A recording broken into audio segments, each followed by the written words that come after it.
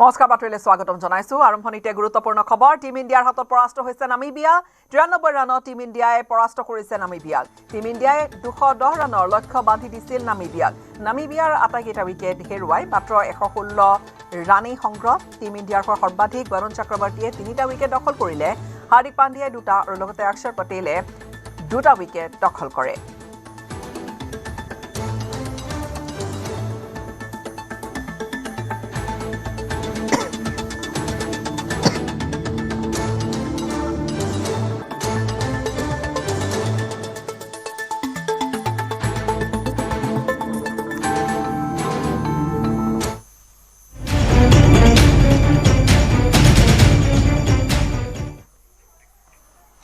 Gateway of Guwahati parkingৰ নামত লুটৰাজ Gateway of Guwahati parkingৰ নামত হৈছে কি ফাঁসি বজাৰৰ Gateway of Guwahati বৃদ্ধি পাৰ্কিং মাসুল হঠাৎ উমানন্দলৈ বৃদ্ধি কৰা হল জাহাজ ভাড়া উমানন্দলৈ যোৱা যাত্ৰীয়ে প্ৰতিটো ট্ৰিপৰ বাবদ দিব লাগিব 60 টকা দুচকীয়া বাহনৰ পাৰ্কিং মাসুল প্ৰতি ঘণ্টাত 50 টকা চাৰিচকীয়া বাহনে প্ৰতি ঘণ্টাত দিব লাগিব 200 টকা ট্ৰেভেলাৰ মেজিক আদি বাহনে প্ৰতি ঘণ্টাত দিব লাগিব 500 টকা মাসুল আভ্যন্তৰীণ জল পৰিবহনৰ ঠাইত এই পৰিচালনাৰ দায়িত্ব ব্যক্তিগত প্ৰতিষ্ঠানৰ হাতলৈ ব্যক্তিগত কোম্পানীয়ে দায়িত্ব লৈ নিৰ্ধাৰণ কৰি দিছে নতুন নিৰিখ আপুনি যদি এতিয়া এখন চাৰিচকীয়া বাহন 2 ঘণ্টা ৰাখে তেন্তে আপুনি পাৰ্কিংৰ নামত দিব লাগিব 200 টকা আনহাতে ট্ৰেভেলাৰ অথবা মেজিক বাহন 4 ঘণ্টা ৰাখে যদি তেন্তে আপুনি দিব লাগিব 2000 টকা এনেকৈ গেটৱে অফ গুৱাহাটীত পাৰ্কিংৰ নামত চলিছে লুণ্ঠন ৰাজ উল্লেখযোগ্য যে পূৰ্বে উমানন্দলৈ প্ৰতিজন যাত্ৰীৰ ভাড়া আছিল 30 টকা 100% ভাড়া বৃদ্ধি কৰি এতিয়া 60 টকা কৰিছে যাত্ৰীৰ ভাড়া আনহাতে গুৱাহাটী পৌৰ নিগমৰ নিৰীক্ষত বাহনৰ পৰা লৈছিল পাৰ্কিং মাসুল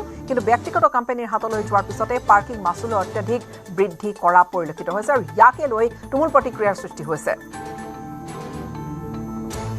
আভ্যন্তৰীণ জলসঞ্চন বিভাগ সকলকে এটা পুৰণা বিভাগ কিন্তু এনেকুৱা এটা বিয়াগম বিভাগ আজি ব্যক্তিগতকৰণ কৰা আমাৰ পৰিলক্ষিত হৈছে আৰু এওঁলোকৰ বিষয়বিলাক যেতিয়া আমি সুধিছিলো যে আপোনালোকৰ এই বিভাগটো ব্যক্তিগতকৰণ হ'ল নেকি তেওঁলোকে কয় যে তেওঁলোকে একদম ব্যক্তিগতকৰণ কৰা নাই বুলি কয় আৰু আজি কেইদিনমানৰ পৰা আমাৰ ইয়াতে যিসমূহ ৰাইজ আহে বা যাত্ৰী আহে তেওঁলোকৰ এটা বহুত দীৰ্ঘদিনীয়া এটা সমস্যা আছিল যে আমি প্ৰত্যেকে জানো আমি আগতে যদি উমানন্দ ঘাটলৈ যাবলগীয়া হৈছিল তেতিয়া আমি 20 টকা দি পেলাই আমি অহা যোৱা কৰিব পাৰিছিলো 20 টকাৰ ঠাইত 100 টকা হৈছে আৰু আপ ডাউন কৰিব লাগিলে 200 টকা আৰু ইয়াতে যদি এখন যদি আপুনি ব্যক্তিগত বাহন ৰাখিবলগীয়া হয় 4 চকীয়া তেনেহলে ঘণ্টাত 200 টকা আৰু যদি বাণিজ্যিক বাহন কমাৰ্চিয়েল ভেহিকল ৰাখিবলগীয়া হয় তেনে ঘণ্টাত 500 টকা মহানগৰীৰ বতাহগুলিৰ মিলন নগৰত ধৰ্ষণকাৰীক উত্তম মধ্যম সোধাইছে একাংশই কিশোৰীক ধৰ্ষণ কৰি পলাতক হৈ আছিল ধৰ্ষণকাৰী 60 ঊৰ্ধৰ মইনুল হক আজি ঘৰলৈ আহোতে স্থানীয় একাংশ লোকে উত্তম মধ্যম সোধালে হাতগাঁও আৰক্ষী কটাই দিছে ঘৰত কোনো নথকাৰ সুযোগ লৈ ধৰ্ষণ কৰিছিল কিশোৰীগৰাকীক ধৰ্ষণ কৰি পলায়ন কৰিছিল লম্পট মইনুল হকে আমাৰ লগত থাকে ছোৱালীজনীক যদি মই বেয়াকৈ কৰিলো ছোৱালীজনীটো নাৰ্ভাছ হলে হয় নহয় ছোৱালীজনী নাৰ্ভাছ হলে এটা ছোৱালীজনীক আনিম আমি ছোৱালীজনীক আনিম এতিয়া আনক মানে যদি কেনেকে মানে যদি কৰে সেই ছোৱালী দৌৰা মৌৰা কৰিয়ে আছে চলি ফুৰি আছে নথকা অৱস্থাত তুমি তাত সোমালা তুমি এতিয়া নাই আমাৰ লগত থাকে ঘৰৰ কাষতে নহয় আমাৰ ঘৰতো থাকে কৰি থাকে এইবিলাক ছোৱালীজনীক যদি মই বেয়াকৈ কৰিলো ছোৱালীজনীটো নাৰ্ভাছ হলে হয় নহয় ছোৱালীজনী নাৰ্ভাছ হলে এটা ছোৱালীজনীক আনিম আমি তাৰপিছত ছোৱালীজনীক আনিম এতিয়া আনক মানে যদি কেনেকে মানে যদি কৰে সেই ছোৱালী দৌৰা মৌৰা কৰিয়ে আছে চলি ফুৰি আছে নথকা অৱস্থাত তুমি তাত সোমালা তুমি এতিয়া নাই আমাৰ লগত থাকে ঘৰৰ কাষতে নহয় আমাৰ ঘৰতো থাকে কৰি থাকে এইবিলাক ভাৰতীয় ৰিজাৰ্ভ বেংকে 100 আৰু 500 টকীয়া নোটৰ ব্যৱহাৰিক মান উন্নতৰ ব্যৱস্থা কৰিছে দেশত ডিজিটেল পেমেন্টৰ প্ৰচলনৰ সম্প্ৰসাৰণ অব্যাহত আছে তথাপি খুচুৰা বজাৰ গ্ৰাম্য বজাৰ পৰিবহণ ব্যৱস্থা ক্ষুদ্ৰ ব্যৱসায়ৰ বাবে নগদ ধন কেন্দ্ৰিকেই হৈ আছে সেয়েহে ভাৰতীয় ৰিজাৰ্ভ বেংকে দেশত ব্যাপক হাৰত প্ৰচলিত দুটা মূল্যৰ ব্যৱহাৰিক মান উন্নতৰ ব্যৱস্থা কৰিছে বৰ্তমান প্ৰচলন হৈ থকা 100 টকীয়া আৰু 500 টকীয়া নোটসমূহৰ বৈধ হৈ থাকিব আনহাতে 100 টকীয়া আৰু 500 টকীয়া উন্নত সংস্কৰণসমূহে লাহে লাহে নিয়মীয়া মুদ্ৰা ব্যৱস্থাপনাৰ জৰিয়তে প্ৰচলনত প্ৰৱেশ কৰিব 100 টকীয়া আৰু 500 টকীয়া নোটৰ পুনৰ প্ৰস্তুতৰ পৰিৱৰ্তে পৰিশোধন কৰা হৈছে আৰু সঘনাই ভাজ আৰু প্ৰিন্ট কনষ্ট্ৰাষ্ট আৰু লগতে কণ্ট্ৰাষ্ট আৰু চিয়াহীৰ দাগ লগাৰ পৰা উন্নত কৰা হৈছে এই নতুন পৰিশোধনে ৱাটাৰমাৰ্ক আৰু সুৰক্ষা থ্ৰেডৰ বৰ্ধিত স্পষ্টতাই বিশেষকৈ গ্ৰাম্য আৰু অৰ্ধ নগৰীয় অঞ্চলসমূহত সহজ প্ৰমাণীকৰণক সমৰ্থন কৰিব বুলি আশা কৰা হৈছে বৰ্তমানৰ সকলো 100 আৰু 500 টকীয়া নোট ব্যৱহাৰিক হৈ আছে আৰু কোনো নিষেধাজ্ঞা অবিহনে ব্যৱহাৰ কৰিব পাৰিব ক্ৰমান্বয়ে বেংক আৰু এটিএমৰ জৰিয়তে নতুনকৈ ছপা হোৱা নোট প্ৰচলন হ'ব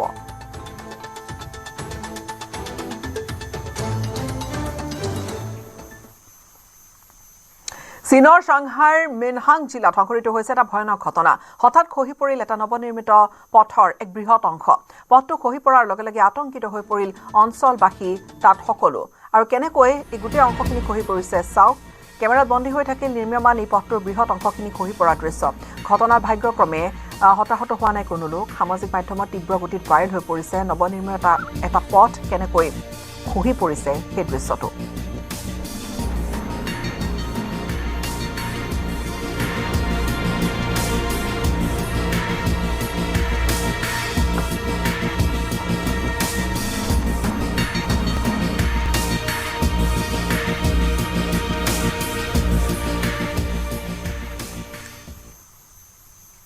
মৰাণৰ জৰুৰীকালীন অৱতৰণ ক্ষেত্ৰত উপস্থিত মুখ্যমন্ত্ৰী এয়াৰ শ্ব'ৰ প্ৰস্তুতি সন্দৰ্ভত বুজ লৈছে মুখ্যমন্ত্ৰীগৰাকীয়ে মুখ্যমন্ত্ৰীক সংগ দিলে মন্ত্ৰী যোগেন মোহন লগতে বিধায়ক চক্ৰধৰ গগৈ আৰু বিধায়ক তৰংগ গগৈ 14 ফেব্ৰুৱাৰীত প্ৰধানমন্ত্ৰীৰ উপস্থিতিত হ'ব এয়াৰ শ্ব' উপভোগ কৰিবলৈ শিক্ষাৰ্থীক আমন্ত্ৰণ কৰিছে মুখ্যমন্ত্ৰীগৰাকীয়ে বায়ুসেনাৰ এই প্ৰদৰ্শনে নৱপ্ৰজন্মক বায়ুসেনাত যোগদানৰ বাবে অনুপ্ৰাণিত কৰিব বুলিও লগতে মন্তব্য কৰিলে মুখ্যমন্ত্ৰীগৰাকীয়ে বানপানী দুৰ্যোগৰ সময়তো এই স্থানত হেলিকপ্টাৰ নমাই সাহায্য যোগান ধৰিব পাৰিব বুলিও ক'লে মুখ্যমন্ত্ৰীগৰাকীয়ে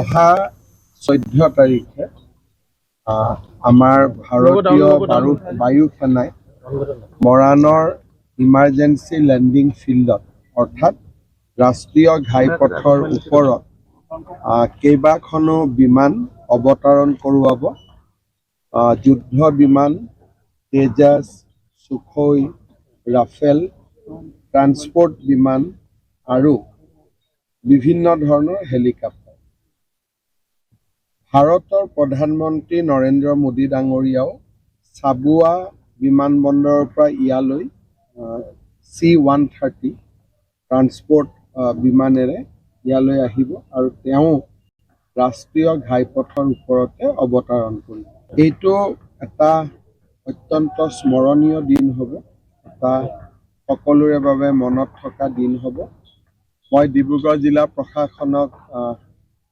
অনুৰোধ কৰিছোঁ বা তেওঁলোকক মই কৈছোঁ আমাৰ স্কুল কলেজৰ ছাত্ৰ ছাত্ৰীসকলক যাতে এই চোৱাৰ সুবিধাটো কৰি দিয়ে অকল ঠিক মৰাণৰখিনিয়ে নহয় ডিব্ৰুগড় চৰাইদেউ জিলাৰ সকলো ছাত্ৰ ছাত্ৰী কাৰণ এইটো 9 কিলোমিটাৰৰ জেগা গতিকে অসুবিধা একো নাই আমাৰ স্কুলৰ কলেজ বা ডিব্ৰুগড় ইউনিভাৰ্চিটিৰ ষ্টুডেণ্ট কলেজৰ ষ্টুডেণ্ট ছাত্ৰ ছাত্ৰীসকলে যাতে এই অনুষ্ঠানটো আহি চাব পাৰে কাৰণ তেওঁলোকে এই অনুষ্ঠানটো চালে ভৱিষ্যতে বায়ু সেনাত যোগদানৰ বাবে তেওঁলোকৰ মনত এটা ইণ্টাৰেষ্ট বাঢ়িব আৰু মই ভাবোঁ খুব ধুনীয়া অসমবাসীৰ বাবে এটা স্মৰণীয় लोगों के लिए हमने इंतजाम नहीं किया कितना हवाई जहाज आएगा वो मैं बोल सकता हूँ लोग तो ऐसा है कि जो आए वही देख सकता है तो यहाँ कोई भाषण नहीं है स्पीच नहीं है खाली प्रधानमंत्री जी और साथ में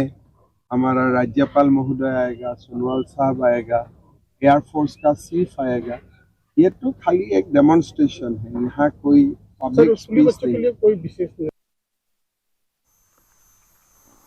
মৰাণৰ গছপুৰীয়াৰ আকাশত যুঁজাৰু বিমানৰ গৰ্জন 14 ফেব্ৰুৱাৰীত প্ৰধানমন্ত্ৰীৰ সন্মুখত হ'বলগীয়া এয়াৰ শ্ব'ৰ চূড়ান্ত আখৰা সম্পন্ন চূড়ান্ত অনুশীলনত ভাৰতীয় বায়ু সেনাই মৰাণৰ আকাশত দেখুৱাইছে যুদ্ধ বিমানৰ সমৰকলা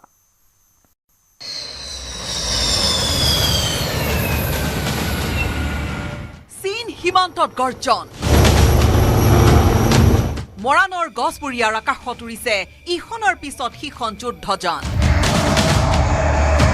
ৰাফেল সুখয় আৰু হাৰকিউলিছৰ শক্তিশালী যুঁজাৰু বিমানৰ গৰ্জনেৰে মুখৰ হৈ পৰিছে মৰাণ উৰিছে ইখনৰ পিছত সিখন হেলিকপ্টাৰ। 14 ফেব্ৰুৱাৰী শনিবাৰে প্ৰধানমন্ত্ৰী মোদীৰ সন্মুখত হ'বলগীয়া বায়ুসেনাৰ এয়াৰ শ্ব'ৰ চূড়ান্ত আখৰা চলিছে। মৰাণ বাইপাছৰ ELFত বুধবাৰে পৰীক্ষামূলক অৱতৰণৰ পাছত আজি চূড়ান্ত অনুশীলন সম্পন্ন কৰে ভাৰতীয় বায়ুসেনাই। কেৱল সেয়াই নহয়, জৰুৰীকালীন সময়ত আঘাতপ্ৰাপ্ত সেনা জোৱানক কিদৰে হেলিকপ্টাৰেৰে লৈ যোৱা হয় তাৰো কৰা হয় অনুশীলন। চীন ভাৰত আন্তঃৰাষ্ট্ৰীয় সীমান্তৰ পৰা প্ৰায় 400 কিলোমিটাৰ নিলগত ভাৰতীয় বায়ুসেনাই এনেদৰেই চলাইছে অনুশীলন। আন্তঃৰাষ্ট্ৰীয় নীতি অনুসৰি সীমান্তৰ 300 কিলোমিটাৰ নিলগলৈ কোনো দেশে চলাব নোৱাৰে যুদ্ধযান, আৰু সেই নীতি মানিয়েই ভাৰতীয় বায়ুসেনাই মৰাণৰ আকাশত দেখুৱাইছে যুদ্ধযানৰ সমৰকলা। আৰু এই সমৰকলাৰ আখৰাৰে দেশে দিছে স্পষ্ট বাৰ্তা, চীন সীমান্তত এতিয়া শক্তিশালী দেশ। হয়, মৰাণৰ গছপুৰীয়াৰ এই ৰাজপথ এতিয়া দেশৰ সুৰক্ষাৰ বাবে বিশেষ গুৰুত্বপূৰ্ণ পথ। বিশেষ গুৰুত্বপূৰ্ণ চীন সীমান্তত থকা অৰুণাচলৰ বাবেও। বায়ুসেনাৰ যুদ্ধযান চলাচলৰ আখৰা চাবলৈ ওলাই আহিছে বহুজন। ELFৰ কাষৰ বেৰিকেডৰ বাহিৰত ভিৰ কৰি সাক্ষী হৈছে ঐতিহাসিক মুহূৰ্তৰ।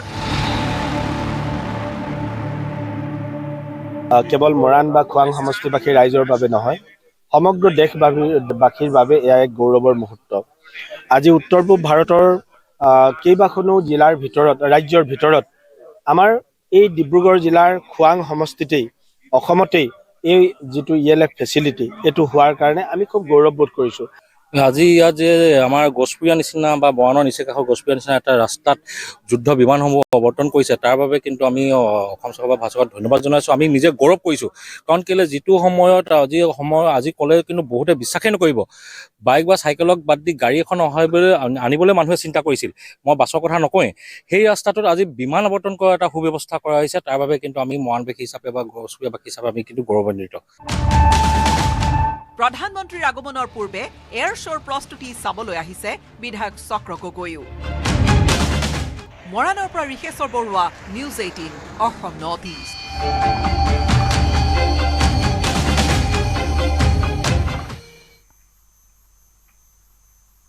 জোনাৰ মুৰকংচেলেক ৰেলৱে ষ্টেচনত হঠাৎ যাত্ৰীবাহী ৰেল এখন বাতিল কৰাক লৈ তীব্ৰ উত্তেজনা। জোনাৰ মুৰকংচেলেকৰ পৰা গুৱাহাটী অভিমুখী লাচিত এক্সপ্ৰেছ ৰেলখন হঠাৎ বাতিল কৰাক লৈ যাত্ৰীসকলৰ মাজত তীব্ৰ হাহাকাৰ অৱস্থা আৰু ক্ষোভৰ সৃষ্টি হোৱা পৰিলক্ষিত হৈছে। ৰেল যাত্ৰাৰ নিৰ্ধাৰিত সময়ৰ মাত্ৰ 10 মিনিট পূৰ্বেহে ৰেলৱে কৰ্তৃপক্ষই কোনো ধৰণৰ স্পষ্ট কাৰণ নেদেখুৱাকৈ ট্ৰেইনখন বাতিল কৰা হৈছে বুলি ঘোষণা কৰিলে, আৰু তাৰ পিছতেই যাত্ৰীসকলে মুৰকংচেলেক এই ৰেলৱে ষ্টেচনতে এটা উত্তপ্ত পৰিস্থিতিৰ সৃষ্টি কৰে। বহু যাত্ৰী দূৰ দূৰণিৰ পৰা আহি ষ্টেচনত উপস্থিত হোৱাৰ পিছত এনেকৈ ৰেল যাত্ৰাৰ একেবাৰে অন্তিম মুহূৰ্তত হঠাৎ ৰেলখন বাতিল কৰাৰ কথা জানিবলৈ পাৰি ক্ষোভিত হৈ পৰিল। ৰেলৱে বিভাগৰ এনে চৰম সিদ্ধান্তই যাত্ৰীসকলৰ মাজত তীব্ৰ উত্তেজনাই সৃষ্টি কৰিছে আৰু প্ৰতিক্ৰিয়া সৃষ্টি হৈছে। এই ঘটনাত প্ৰতিবাদ কৰিছে যাত্ৰীসকলে, তীব্ৰ ক্ষোভ প্ৰকাশ কৰি শীঘ্ৰেই ৰেল চলাচল পুনৰ আৰম্ভ কৰাৰ দাবী তুলিছে। বৰ্তমান মুৰকংচেলেক ৰেলৱে ষ্টেচনত উত্তেজনাপূৰ্ণ পৰিস্থিতি আৰু প্ৰতিক্ৰিয়া কিন্তু অব্যাহত আছে।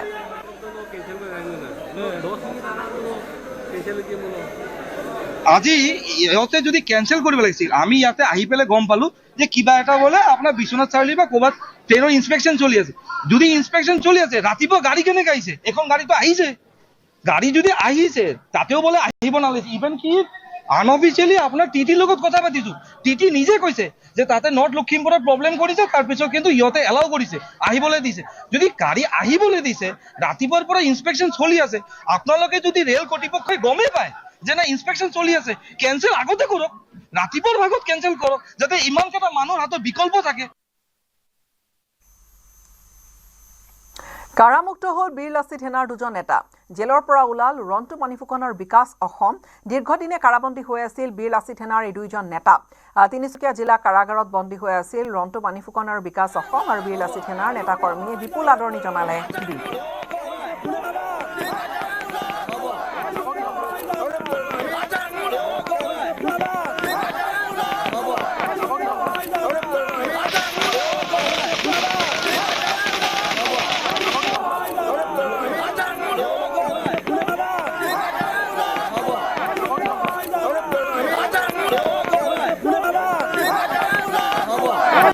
খুব সুখী, আৱেগিকভাৱে বহুবাৰ কান্দিছোঁ, খুব সুখী। আৰু এটা কথা স্পষ্ট, বি লাচিত সেনাৰ চৰিত্ৰটোক লৈ যিবিলাক প্ৰশ্ন মানুহে ফেচবুকত কৰি আছে বা সামাজিক মাধ্যমত কৰি আছে, মই তেওঁলোকক এটা বিনম্ৰ অনুৰোধ জনাওঁ, শক্তি ৰাজপথত, ফেচবুকত নহয়। শক্তি সদায় ৰাজপথত। আজি তিনিচুকীয়াৰ পৰা প্ৰায় 1000ৰ ওপৰত গাড়ী মুখ্য সচিবক আদৰিবলৈ আহিছে। তিনিচুকীয়াৰ পৰা শিৱসাগৰলৈ আমাৰ যিটো যাত্ৰা হ'ল, হাজাৰ হাজাৰ মানুহৰ যিটো যাত্ৰা হ'ল, সেই যাত্ৰাই ক'লে যে অসমৰ ভূমিপুত্ৰ থলগিৰি মানুহৰ বুকুত বীৰ লাচিত সেনা অসম নামৰ এটা শক্তি আছে আৰু এইটো সদায় থাকিব। আৰু কোনো কাৰণতে জাতিৰ ক্ষেত্ৰত কম্প্ৰমাইজ কৰা নহ'ব, কোনো কাৰণতে নহ'ব। আৰু মই পুনৰ কৈছোঁ, আমি উত্তৰবিলাক ফেচবুকত ৰিপ্লাই দি নিদিওঁ, আমি ৰাজপথত দিওঁ। যিটো 110 দিনীয়া আমাৰ যিটো জেল যাত্ৰা, এই জেল যাত্ৰাটোত আমি নিজৰ চিন্তন মন্থন বিচাৰ বিশ্লেষণ কৰিবৰ কাৰণে সুযোগ সুবিধা পাইছোঁ। আৰু ভৱিষ্যতলৈকে এখন শক্তিশালী গণসংগ্ৰাম আমি কেনেধৰণে আগবঢ়াই লৈ যাব পাৰি তাৰ ৰূপৰেখা নিশ্চিতভাৱে মোৰ তৈয়াৰ হৈছে। সেইকাৰণে আমাৰ কোনো আক্ষেপ ভূক্ষেপ বা কোনো অসন্তুষ্টি এই মুহূৰ্তত নাই। মাত্ৰ এই জটিল আৰু প্ৰত্যাহ্বান মুহূৰ্তত অসমৰ বিভিন্ন প্ৰান্তৰ ৰাইজে প্ৰত্যক্ষ পৰোক্ষভাৱে হ'লেও যেনেধৰণে সহায় সহযোগিতা আগবঢ়ালে, বীৰ লাচিত সেনাৰ পৰিয়ালটোৰ সন্মুখত যেনেদৰে সাহস হিচাপে থিয় হ'ল, তেওঁলোকৰ সকলোলৈকে আমি বীৰ লাচিত সেনা অসমৰ তৰফৰ পৰা আন্তৰিক ধন্যবাদ আৰু কৃতজ্ঞতা জ্ঞাপন কৰিছোঁ। ভাল লাগিছে, ইমানখিনি উষ্ম আদৰণি সৈনিক সতীৰ্থ ইমানখিনি আমাক সাহস দিছে, সকলোকে ধন্যবাদ জ্ঞাপন কৰিছোঁ। তেওঁলোকৰ ত্যাগক মই শ্ৰদ্ধা নিবেদন কৰিছোঁ। আপুনি ইমান দিনৰ মাজত ভিতৰত কি বুলি ভাবে? এই 3 মাহৰ যাত্ৰাটোৱে মোক বহুতখিনি কথা শিকালে। অনাগত দিনত এই জাতীয় যুদ্ধখনত মই খুব সচেতনভাৱে আগবাঢ়িম। হাজো সমষ্টিৰ এৰাৰ প্ৰাক্ষণত আৱেগিক হৈ পৰা দেখা গ'ল বিধায়িকা সুমন হৰিপ্ৰিয়া। হাজো সমষ্টিৰ পৰা বিদায় লোৱাৰ মুহূৰ্তত চকুলো ওলাল বিধায়িকাগৰাকীৰ। হাজো সমষ্টিৰ পৰা ৰাজনৈতিক বিদায় সুমন হৰিপ্ৰিয়াৰ। হাজো সমষ্টিবাসীৰ ৰাইজৰ সৈতে সদায় থাকিব বুলি মন্তব্য কৰিলে সুমন হৰিপ্ৰিয়াই। হাজোৰ ৰাইজ মোৰ প্ৰাণৰ আপোন, হাজোৰ মৰম মই কেতিয়াও পাহৰিব নোৱাৰো বুলি উচুপি উঠিল বিধায়িকাগৰাকী। বিদায় নেকি সমষ্টিৰ পৰা আপোনাৰ, মানে বিদায় লৈছে নেকি? নাই বিদায় নহয় দেচোন। এতিয়া হাজোৰ যিমানখিনি মহিলাৰ নাম গোটেইখিনি আছে, তেওঁলোকে মানে এতিয়া চুবুৰীয়ে ৰৈ আছে। এতিয়া ধুপৰগুৰি সত্ৰৰ ওচৰতো মহিলা ৰৈ আছে, সকলোতে মহিলাবিলাক ৰৈ আছে যে সুমন হৰিপ্ৰিয়া আহিছে। মানে মোৰ মানে এতিয়া মানে ৰাইজে ভাবিছে সুমন বাইদেউ বিদায় ল'বলৈ আহিছে। নাই মহিলাসকলে মানে এতিয়া মানে ডিঙিত ধৰাধৰিকৈ কান্দিছে। কাৰণ মইতো বিদায় লোৱা নাই নহয়। মহিলাসকলে মানে এতিয়াও ৰৈ আছে যে মোক এইটো চুবুৰীত টানি লৈ যাব, সেইটো চুবুৰীত ৰৈ যাব, মানে মোক গাড়ীত বহিবলৈ দিয়া নাই। গতিকে এই মৰমটো যিটো, এই মৰম মানুহে যদি জনপ্ৰতিনিধিয়ে যদি ৰাইজৰ মৰম পায়, গতিকে ইয়াতকৈ আৰু ভাগ্য কি আছে? নিজকে মই বহুত ভাগ্যৱান বুলি অনুভৱ কৰিছোঁ। আৰু এই মৰমখিনি মোৰ হাজোৰ মৰমখিনি মোৰ সদায় থাকিব। গতিকে সমষ্টিৰ পৰা বিধায়িকা হিচাপে বিদায় হ'লেও তেখেত সমষ্টিৰ জীয়াৰী হিচাপে মই মানে হয়তো বিদায় ল'বলৈ মোৰ কঠিন হ'ব। প্ৰতিশ্ৰুতি ৰাখিলে মুখ্যমন্ত্ৰী ডক্টৰ হিমন্ত বিশ্ব শৰ্মাই। শিৱসাগৰ টাউন ৰেল ষ্টেচনত আজিৰ পৰা ৰাজধানী এক্সপ্ৰেছ ৰখোৱাৰ ব্যৱস্থা। যোৱা 4 ফেব্ৰুৱাৰীত সাংবাদিকসকলে শিৱসাগৰ টাউন ষ্টেচনতো ৰাজধানী এক্সপ্ৰেছ ৰখোৱাৰ ব্যৱস্থা কৰিবলৈ আহ্বান জনাইছিল। সেই অনুসৰি ৰেল বিভাগৰ সৈতে আলোচনা কৰি ৰাজধানী এক্সপ্ৰেছ ৰখোৱাৰ ব্যৱস্থা বৃহস্পতিবাৰে নিশা 9:20 ডিব্ৰুগড় দিল্লী অভিমুখী ৰাজধানী এক্সপ্ৰেছ ৰখোৱা হ'ল যাত্ৰীৰ বাবে। শিৱসাগৰ টাউন ৰেল ষ্টেচনত ফ্লেগ অফ কৰি এই যাত্ৰাৰ শুভাৰম্ভণি কৰা হয়। মুখ্যমন্ত্ৰীয়ে তৎপৰতাৰে পদক্ষেপ লোৱাত সন্তুষ্টি প্ৰকাশ কৰিছে ৰাইজে।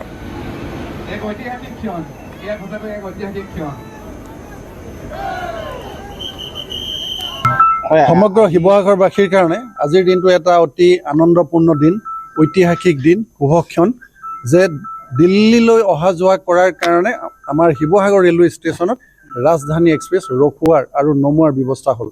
যোৱা 4 ফেব্ৰুৱাৰী তাৰিখে অসমৰ মাননীয় মুখ্যমন্ত্ৰী ডক্টৰ হিমন্ত বিশ্ব শৰ্মা ডাঙৰীয়া শিৱসাগৰ জিলালৈ আহিছিল এটা চৰকাৰী কাৰ্যসূচী লৈ।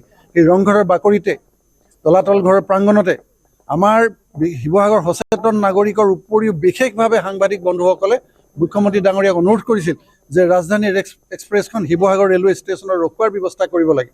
আৰু তদানুৰূপ মুখ্যমন্ত্ৰী ডাঙৰীয়াই তেখেতৰ কাষতে থকা শিৱসাগৰ জিলাৰ অভিভাৱক মন্ত্ৰী ডক্টৰ ৰণোজ পেগু ডাঙৰীয়াক বিষয়টো গুৰুত্ব সহকাৰে ল'বলৈ লগে লগে কৈছিল। আমিও কাষতে সেই সময়ত আছিলোঁ আৰু যোৱা 4 তাৰিখে মুখ্যমন্ত্ৰী ডাঙৰীয়াক সাংবাদিক বন্ধুসকলে অনুৰোধ কৰিছিল, আজি 12 তাৰিখ, মাত্ৰ 8 দিনৰ ভিতৰত এই যি অনুৰোধ তাক মুখ্যমন্ত্ৰী ডাঙৰীয়াই ৰাখিলে। গতিকে সমগ্ৰ শিৱসাগৰবাসী ৰাইজৰ হৈ মাননীয় মুখ্যমন্ত্ৰী ডাঙৰীয়াক আমি কৃতজ্ঞতা আৰু ধন্যবাদ জনাইছোঁ। শিৱসাগৰৰ বেতবাৰী 2 নম্বৰ কোঁৱৰগাঁৱত অগ্নিকাণ্ড, এখন হাবিত হঠাৎ লাগি জুই, অগ্নিসংযোগ কৰি দিলে আচলতে দুষ্কৃতিকাৰীয়ে। অভিযোগ ৰাইজৰ। প্ৰায় 1.5-2 বিঘা ভূমিত থকা বাঁহ, বেতসহ লতাজাতীয় গোটেই উদ্ভিদত জুই লাগি গ'ল। অগ্নি নিৰ্বাপক বাহিনী উপস্থিত হোৱাৰ পূৰ্বে স্থানীয় ৰাইজে জুই নিৰ্বাপিত কৰিবলৈ সক্ষম হয়।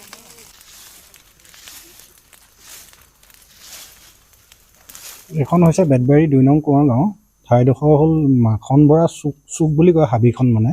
তো স্থানীয় মোক যুৱক এজনে ফোন কৰিলত মই আহিলোঁ। আহি প্ৰায় 1.5 বিঘামান হাবি জ্বলি গ'ল মানে। জ্বলাৰ পিছত আমি ৰাইজ গোট খাই মেলি এতিয়া নুমুৱালোঁ আৰু ফায়াৰ ব্ৰিগেডো আহিছে, তেওঁলোক অৱশেষত আহিছে। এইটো কোনোবা ধৰক এইফালে বিভিন্ন ৰকমৰ মাছ কাছ ধৰিবলৈ আহি থকা মানুহ আছে আৰু খেৰ কাটিবলৈ আহে, তো তেনেকুৱা মানুহে কোনোবাই লগাই দিলে যেন অনুমান কৰিছোঁ। ভয়ংকৰকৈ জ্বলিছিলে, প্ৰায় 2 বিঘামান মাটি মানে জুই জ্বলি গ'ল হাবি। পুনৰবাৰৰ বাবে অসমলৈ আহিব প্ৰধানমন্ত্ৰী নৰেন্দ্ৰ মোদী আৰু কেইবাটাও বিলাসী প্ৰকল্পৰ আৰম্ভণিৰে প্ৰগতিৰ বাটত অসমক অগ্ৰগামী কৰাৰ প্ৰয়াস। মোদীৰ অসম আগমনক লৈ কেন্দ্ৰ কৰি তৎপৰ শাসকীয় দল ভাৰতীয় জনতা পাৰ্টি।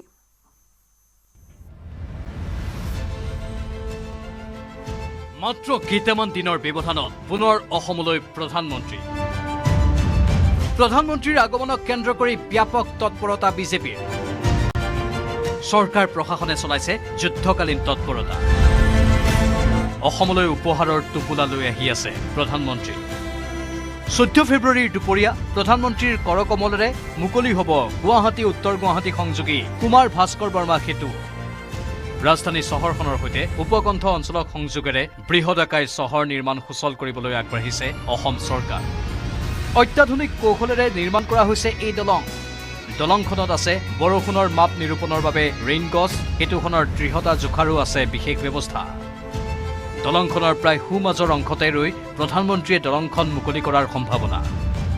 এই অংশ বিশেষ হৈ পৰাৰ কাৰণো অনন্য, কিয়নো প্ৰধানমন্ত্ৰীগৰাকীয়ে সেই স্থানত ৰৈ দুহাত প্ৰসাৰিত কৰিলেই সোঁফালে দৃশ্যমান হ'ব উমানন্দ, বাওঁফালে দেখা যাব নীলাচলৰ বুকুৰ কামাখ্যা। এই দলং উদ্বোধনৰ পূৰ্বে নিৰ্মাণ কাৰ্যৰ খুঁটি নাটি নিৰীক্ষণ কৰিবলৈ বুধবাৰে নিশাই উপস্থিত হ'ল ৰাজ্যৰ মুখ্যমন্ত্ৰী হিমন্ত বিশ্ব শৰ্মা। দলঙত খোজকাঢ়ি বৰ্ণনা কৰিলে দলংখন আৰু প্ৰধানমন্ত্ৰীৰ আগমনৰ বিষয়ে। ব্ৰিজখন এতিয়াও সম্পূৰ্ণ হোৱা নাই। প্ৰধানমন্ত্ৰী নৰেন্দ্ৰ মোদী ডাঙৰীয়া 14 তাৰিখে আহিব। 13 তাৰিখে ৰাতি 12 বজাত আমি ব্ৰিজখন সম্পূৰ্ণ কৰিব পাৰিম। ইয়াৰ মাজতে মুখ্যমন্ত্ৰী হিমন্ত বিশ্ব শৰ্মাই চালকৰ আসনত বহিও পুনৰীক্ষণ কৰিলে সমগ্ৰ পৰিৱেশ। মই এই গুৱাহাটী উত্তৰ গুৱাহাটী দলঙৰ ওপৰত কুমাৰ ভাস্কৰ বৰ্মা সেতুৰ ওপৰত গাড়ী চলাইছোঁ। গাড়ী দি আমি পাৰ হৈ গৈ আছোঁ আৰু আমি নিৰ্দিষ্ট স্থানত উপনীত। মই বহুত দূৰ যোৱা নাছিলোঁ, পায়াৰ 2 লৈকে আপোনালোকক দেখুৱাইছিলোঁ। গুৱাহাটীৰ নিৰ্মল দৃশ্য মই অকণমান মোৰ খিৰিকীখনো খুলি দিছোঁ যাতে আপোনালোকে চাব পাৰে। মা কামাখ্যা মন্দিৰ গুৱাহাটী। প্ৰধানমন্ত্ৰীৰ আগমনৰ বিতং তথ্য সদৰি কৰিলে মুখ্যমন্ত্ৰীয়ে। প্ৰধানমন্ত্ৰী ডাঙৰীয়া ইয়ালৈকে আহিব আৰু তেওঁ জিপেদি ইয়াত আমি পায়াৰ 3 আৰু 4 যিটো মিডিল পইণ্ট তালৈকে প্ৰধানমন্ত্ৰী ডাঙৰীয়াক লৈ যাম। তাৰ পৰা তেখেতে গোটেই দৃশ্যটো চাব, ব্ৰিজখন উদ্বোধন কৰিব। উদ্বোধন কৰাৰ পিছত 1 মাৰ্চলৈকে ইয়াক আমি যোনে চাব আহে, খোজকাঢ়িব আহে, তেওঁলোকৰ কাৰণেই দিম। 1 মাৰ্চৰ পৰা আমি গাড়ী চলাম। সুদৃশ্য দলং মুকলি কৰি কিছু সময় দলংখন পৰিদৰ্শন কৰিব মোদীয়ে। লাচিত ঘাটৰ পৰা প্ৰধানমন্ত্ৰীয়ে IIMৰ অস্থায়ী চৌহদ মুকলি কৰিব। গুৱাহাটীত নেশ্যনেল ডেটা চেণ্টাৰৰ শুভ উদ্বোধন কৰিব প্ৰধানমন্ত্ৰীয়ে। 100খন বৈদ্যুতিক বাছৰো শুভাৰম্ভণি কৰিব প্ৰধানমন্ত্ৰীয়ে। ইয়াৰ পিছতে খানাপাৰাত বিজেপিৰ বুথ সন্মিলনত অংশ ল'ব মোদীয়ে। খানাপাৰাত অনুষ্ঠিত হ'ব লগা বুথ সন্মিলনৰ প্ৰস্তুতি সম্পৰ্কে বুধবাৰে নিশাই বুজ ল'লে ৰাজ্যিক বিজেপিৰ সভাপতি দিলীপ শইকীয়াৰ লগতে বিজেপিৰ নেতাকৰ্মীয়ে। প্ৰধানমন্ত্ৰীয়ে কেইবাটাও বিলাসী প্ৰকল্পৰ শুভাৰম্ভণি কৰিব। নিৰ্বাচনৰ পূৰ্বে প্ৰধানমন্ত্ৰীৰ পুনৰ আগমনে উৎসাহিত কৰিছে শাসকীয় বিজেপি। বিক্ৰম বৰা আৰু উৎপলৰ সহযোগত bureau report news 18 Assam north east.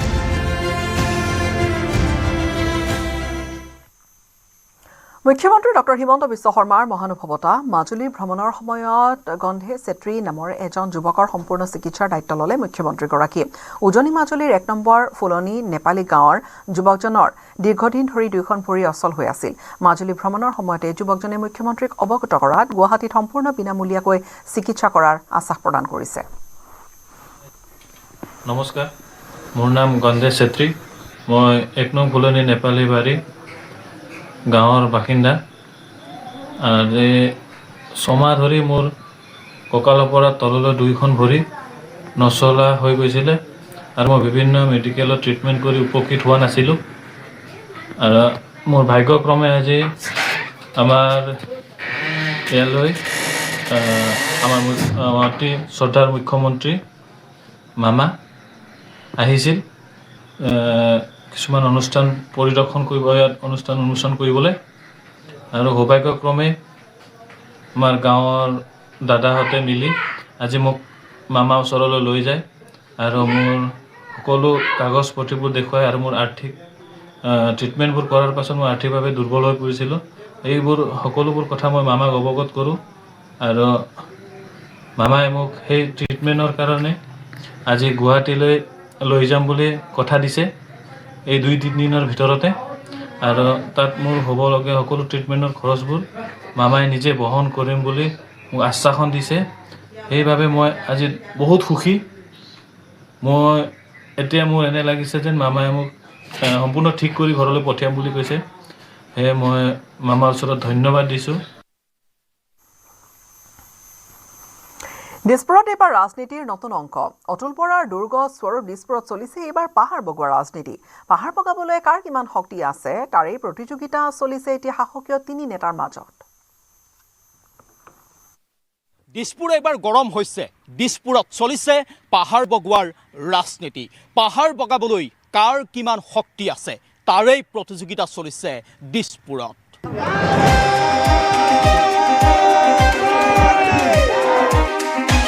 Atul বৰাৰ দুৰ্গ স্বৰূপ দিছপুৰ সমষ্টিৰ ৰাজনীতি এবাৰ গৰম। পিছে শাসক বিৰোধী ৰাজনীতিত নহয়, শাসকীয় দলৰ আভ্যন্তৰীণ ৰাজনীতিতহে গৰম হৈছে দিছপুৰ। পাহাৰ বগোৱাৰ ৰাজনীতি চলিছে দিছপুৰত। শাসকীয় পক্ষৰ 3 শক্তিশালী নেতা নামিছে পাহাৰ বগোৱাৰ ৰাজনীতি। আপুনি হয়তো ভাবিছে পাহাৰ বগোৱাৰ ৰাজনীতি আকৌ কেনেকৈ সম্ভৱ।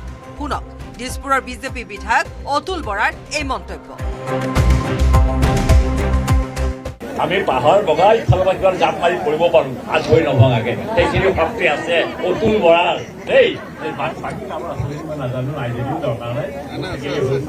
বয়স হৈছে কিন্তু বয়সৰ চাপ পৰিলেও পাহাৰ বগাবলৈ এতিয়াও শক্তি আছে দিছপুৰৰ বিধায়ক অতুল বৰাৰ।